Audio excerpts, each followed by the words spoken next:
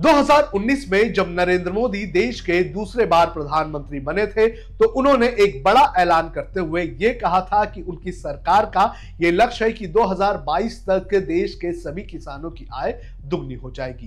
किसानों की आय दुगनी तो हुई नहीं, लेकिन महाराष्ट्र में किसानों के आत्महत्या का आंकड़ा डबल होता हुआ जा रहा है।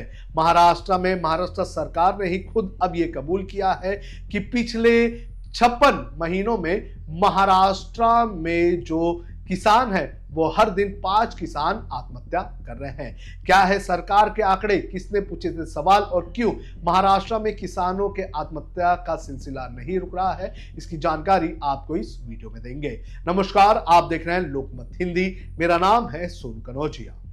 महाराष्ट्र में इस वक्त महाराष्ट्र असेंबली का बजट सत्र चल रहा है और इसी बजट सत्र में विधान परिषद में एनसीपी के एमएलसी शिवराज गर्जेन ने छत्रपति संभाजी महाराज नगर और जो अमरावती डिवीजन है वहां पर किसानों की आत्महत्या का सवाल पूछा था। उन्होंने सवाल पूछा था कि आखिर क्या कारण है कि छत्रपति संभाजी नगर और अमरावती डिवीजन में किसानों के आत्महत्या का जो आंकड़ा है वो दूसरे इलाकों से काफी ज्यादा क्यों है। और इस पर जवाब देते हुए महाराष्ट्र के रिहैबिलिटेशन मिनिस्टर मकरंद जाधव ने ये खुलासा किया है कि पिछले 56 महीनों से महाराष्ट्र में हर दिन 8 किसान आत्महत्या कर रहे हैं। उन्होंने जो आंकड़े दिए हैं उन आंकड़ों के अनुसार 2024 में महाराष्ट्र में 2702 किसानों ने आत्महत्या की है।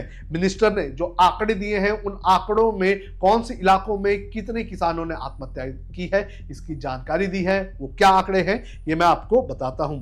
जो आंकड़े दिए गए हैं उसके अनुसार मराठवाड़ा में 2024 में 952 किसानों ने आत्महत्या की। इसके अलावा अकोला में 168 किसानों ने आत्महत्या की, वर्धा में 112 किसानों ने आत्महत्या की है, बीड़ में एक साल में 205 किसानों ने आत्महत्या की है।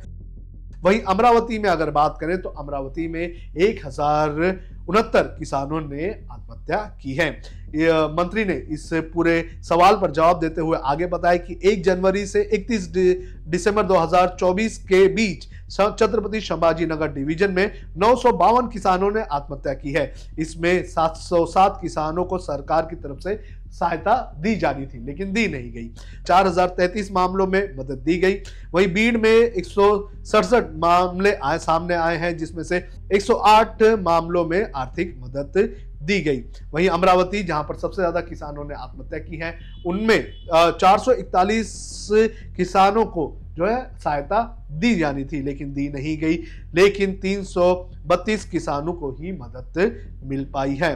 तो इस तरह से जो आंकड़े हैं महाराष्ट्र में काफी ज्यादा चौंका देने वाले सामने आए हैं। किसानों की अगर बात करें तो महाराष्ट्र में किसान जो है वो कर्ज के बोझ के तले लगातार दबते जा रहे हैं। किसानों के लिए अलग अलग पॉलिसीज भी सरकार की तरफ से शुरू की गई थी, इंश्योरेंस पॉलिसीज भी सामने लाई गई थी, लेकिन उसका फायदा भी किसानों को नहीं हो रहा है। किसान एक तरफ बैंक से कर्ज लेकर कर्ज के बोझ में दबे जाते हैं तो वहीं दूसरी तरफ जो साहूकार है उनकी तरफ से भी कर्ज लेकर जो है किसान जो है कर्ज के बोझ में दबे जाते हैं। किसानों की समस्या की अगर बात करें तो किसान जो हैं छोटे छोटे जो किसान हैं महाराष्ट्र में खास तौर पर बड़े पैमाने पर वो किसान जो है बैंक से लोन लेते हैं, लेकिन कभी कभी फसल खराब हो जाती है, बेमौसम बारिश हो जाती है और कहीं कहीं जानवर जो है मवेशी जो है वो फसल को खराब कर देते हैं। तो इसकी वजह से किसानों को काफ़ी नुकसान होता है और इसी के चलते किसान जो है वो बैंक का और कर्जदारों का लोन रिपे नहीं कर पाते हैं और इसके चलते जब सरकार से भी उन्हें मदद नहीं मिलती है